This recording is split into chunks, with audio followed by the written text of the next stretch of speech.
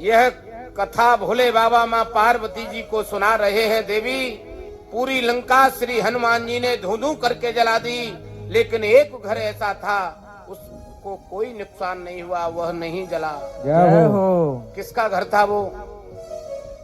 एक विभीषण कर ग्रह नाही। क्यों नहीं जला जानते हो?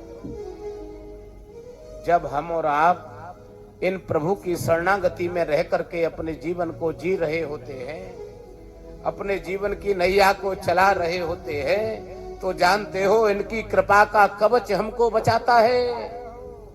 पूरी लंका में एक विभीषण जी ही ऐसे हैं जिनका भजन का प्रताप रावण को आनंदित बनाए हुए है। जय हो।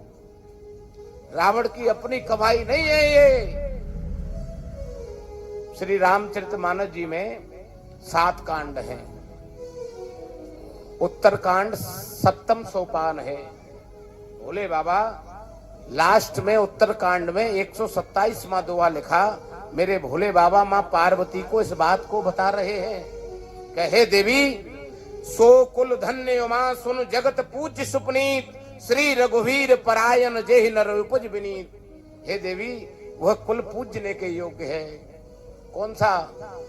जिस कुल में प्रभु के नाम को लेने वाला उत्पन्न होता है, पैदा होता है।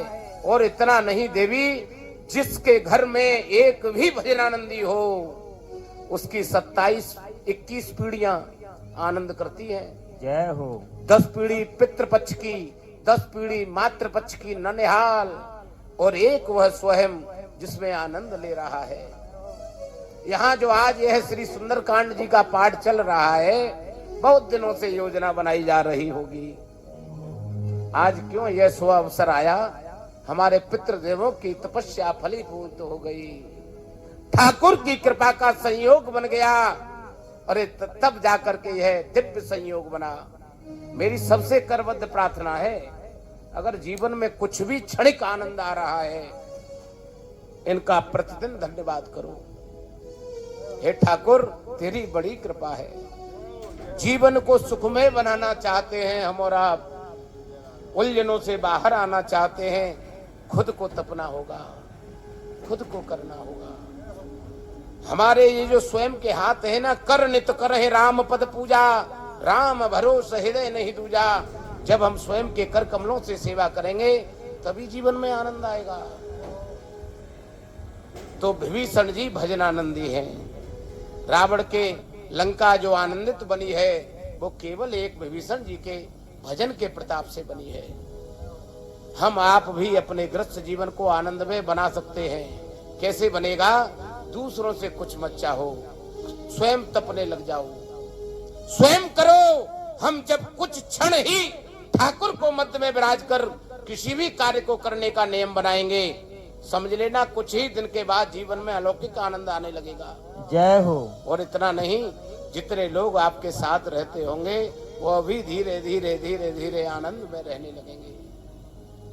तो लंका नगरी में जो आनंद है, वो विभीषण जी का है। पूरी लंका जलाई गई।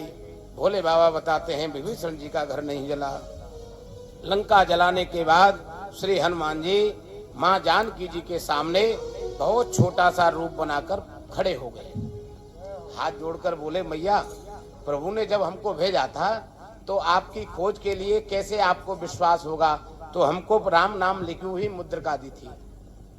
माँ, आपके आशीर्वाद से आपका पता भी लग गया, आपने हमको अमोघ आशीर्वाद भी दे दिया। और इतना नहीं मेरी माँ, आपके आशीर्वाद से हमने इनको प्रसाद भी दे दिया। अब माँ, आपसे मैं आज्ञा चाहता हूँ, लेकिन